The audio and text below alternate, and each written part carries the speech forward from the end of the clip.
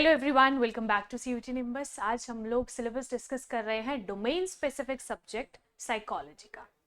तो जितने भी स्टूडेंट्स नए 11th-12th में उनके पास साइकोलॉजी सब्जेक्ट है और वो परस्यू करना चाहते हैं अपना हायर एजुकेशन इन साइकोलॉजी, तो उनको सिलेबस के साथ एक बार गो थ्रू करना इज़ वेरी इंपॉर्टेंट। बिकॉज आपको पता है जो भी सिलेबस है उसमें से ही क्वेश्चन आएगा, और अगर आपको सिलेबस का ही नहीं आपको अच्छे से पता है क्या क्या टॉपिक्स इंपॉर्टेंट है, आप कैसे ही एग्जामिनेशन को अच्छे से क्रैक करोगे और टॉप यूनिवर्सिटीज़ में एडमिशन लोगे। चलिए, तो इससे पहले भी हम लोग काफ़ी सारे सब्जेक्ट्स का सिलेबस ऑलरेडी डिस्कस कर चुके हैं। सिलेबस के साथ यहाँ पे एक कोड लिखा होता है, दैट इज 324। तो साइकोलॉजी का कोड इज 324। ऐसे ही अलग अलग सब्जेक्ट्स के कोड्स रहते हैं। तो डोमेन स्पेसिफिक सब्जेक्ट का ये सब्जेक्ट एक है जिसमें आपको अलग अलग यूनिट्स देखने को मिलेगी। तो यूनिट्स में टॉपिक है variations in psychological attributes. Variation in psychological attributes, इसके अंदर कुछ सब टॉपिक्स आपको देखने को मिलेंगे। लाइक इंट्रोडक्शन है, individual differences in human functioning, assessment of psychology attributes, intelligence, theories of intelligence, then individual differences in intelligence and culture and intelligence. इसके साथ साथ इमोशनल इंटेलिजेंस और स्पेशल एबिलिटीज। तो these are few important sub topics of unit 1। और unit 1 में है variations in psychological attributes. Then self and personality.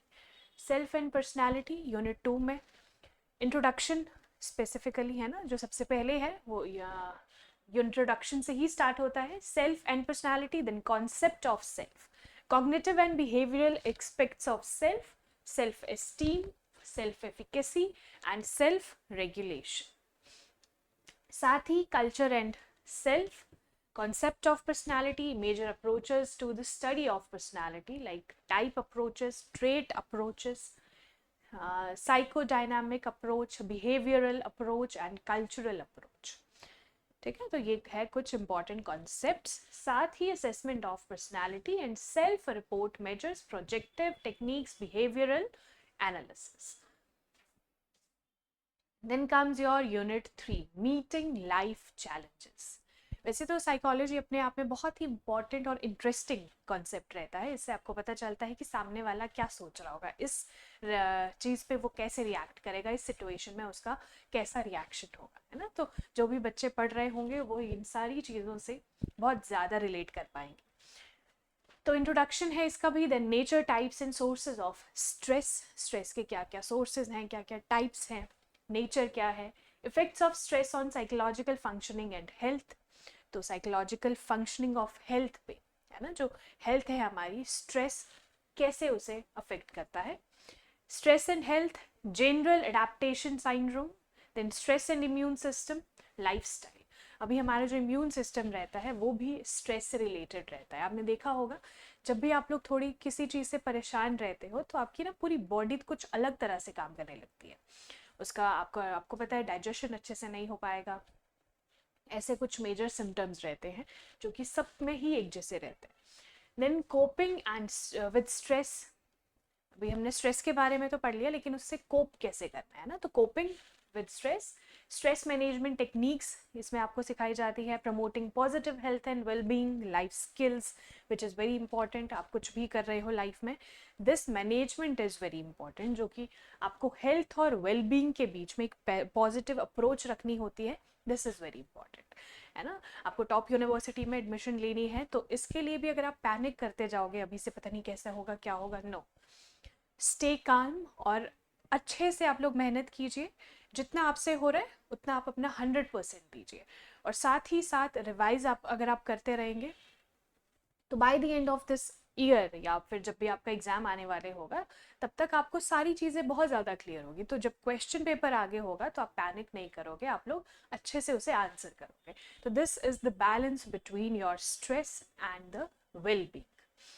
Then psychological disorders यहाँ पे कुछ है, जैसे कि concepts of abnormality and psychological disorders. ठीक है, एबनॉर्मैलिटी एंड साइकोलॉजिकल ऑर्डर के concepts. Classification of psychological disorders हैं, factors underlying abnormal behaviour.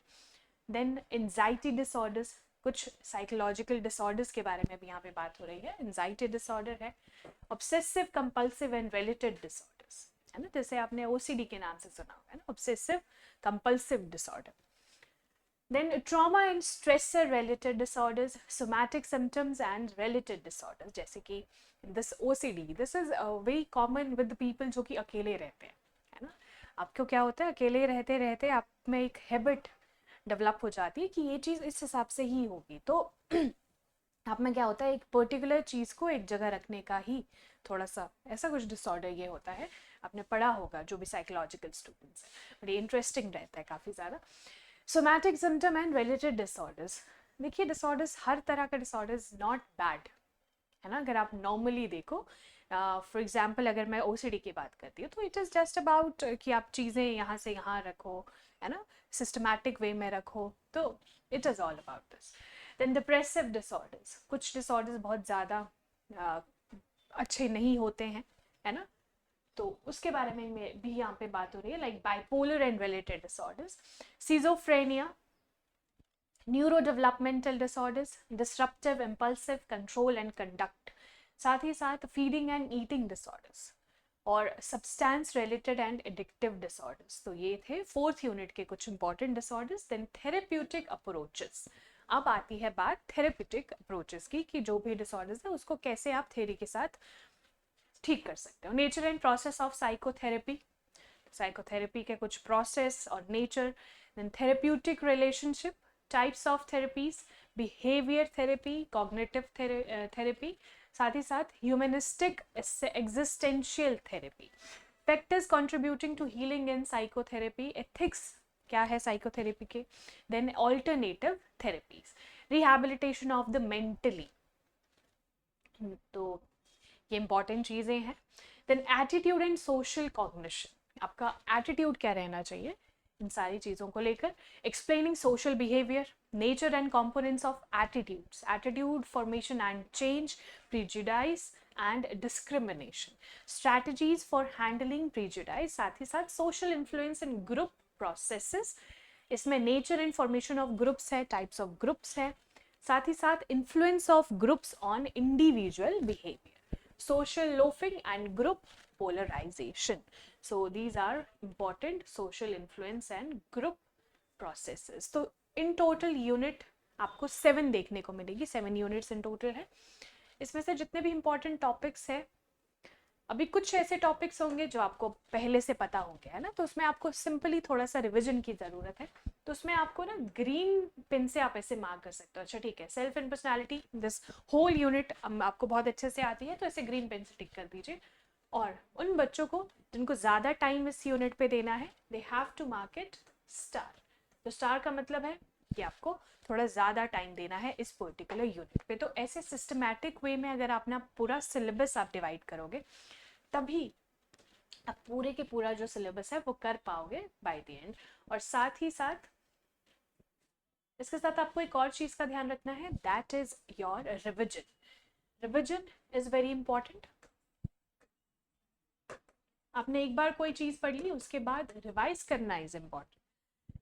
Next अगर हम देखें, योर गैट स्पेसिफिक सब्जेक्ट, आप लोगों ने गैट के बारे में सुना होगा, कुछ बच्चों ने नहीं भी सुना होगा, because few students must be in 11th और 12th स्टैंडर्ड, और कुछ ही बच्चे होंगे जो कि 12th के बाद, है ना, कुछ ड्रॉपर्स भी होंगे, तो उन्होंने गैट के बारे में पहले ही सुना होगा। बट आपको पता है गैट एक ऐसा सब्जेक्ट है जो आपको एक एज देता है इन योर एग्जामिनेशन, जब आपका एंड रिजल्ट आता है, बिकॉज इसके अलावा लैंग्वेज आपको देखने को मिलती है and the domain specific subject. तो डोमेन स्पेसिफिक सब्जेक्ट आप लोगों ने ऑलरेडी पढ़ा होता है। For example students from psychology section, उन्होंने ऑलरेडी पढ़ा है साइकोलॉजी, बट लैंग्वेज भी आपने पढ़ी है, तो ये दोनों कैंसल्ड आउट, बट इनका भी थोड़ा बहुत revision is important. But GAT में सारी की सारी चीज़ें आपके लिए नई रहती है। इसमें क्वांटिटेटिव एप्टीट्यूड आता है, इसके साथ साथ लॉजिकल रीजनिंग आती है, एंड द जीएस पोर्शन, है ना, जीएस पोर्शन जिसमें हिस्ट्री, पॉलिटी, ज्योग्राफी, सारे के सारे सब्जेक्ट्स आते हैं with current affairs. Current affairs is playing very vital role. आपको पता है किसी भी एग्जामिनेशन में करंट अफेयर का बहुत इंपॉर्टेंट रोल रहता है। तो आपको ध्यान रखना है, आप लोग करंट अफेयर्स अच्छे से फॉलो करें। डेली बेसिस पे आपको हमारी मॉर्निंग क्लास 8:30 पे मिलेगी, 8:30 और 9:30, तो वो पहले ही शेड्यूल कर दी जाती है। तो आपको क्या करना है, बेल आइकन पे क्लिक करना है, जस्ट बिकॉज आप लोग नोटिफाई हो जाए कि ठीक है अभी क्लास शुरू हो चुकी है, या फिर ये क्लास नोटिफाई हो चुकी है और कल इस समय पे मॉर्निंग क्लास होगी। साथ ही साथ स्टैटिक जीके की क्लासेस आप लोग ज़रूर लगाएंगे, बिकॉज देखिए आपका exam is Holi MCQ based है ना, पूरी तरह से एमसीक्यू बेस्ड है।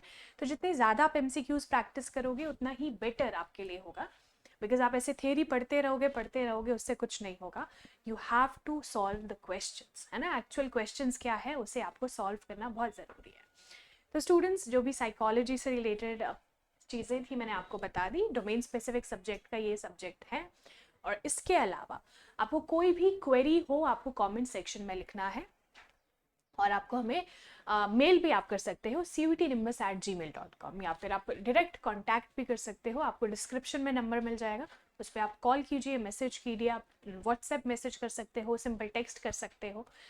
तो मेक श्योर आप लोग अपनी तैयारी बहुत अच्छे से करें, बिकॉज क्या होता है धीरे धीरे टाइम आगे बढ़ता जाता है, और अगर हम लोग अपना स्किल अप ना करें, है ना, अपना जो लेवल है पढ़ाई का, कोई भी काम हम कर रहे हैं उसे अप ना करें तो हम लोग पीछे छूट जाते हैं। सो मेक श्योर आप लोग बहुत अच्छे से काम करें, गिव इट योर 100% और मोर देन दैट, है ना, अपने खुद से तो आप लोग पूरा अच्छे से काम कीजिए, जस्ट बिकॉज आपको टॉप यूनिवर्सिटी में एडमिशन लेनी है, और उसके बाद आपकी पूरी लाइफ के लिए वो होगा, है ना, अभी की मेहनत बाद में काम आएगी। सो थैंक यू, मिलेंगे हमारी नेक्स्ट वीडियो में।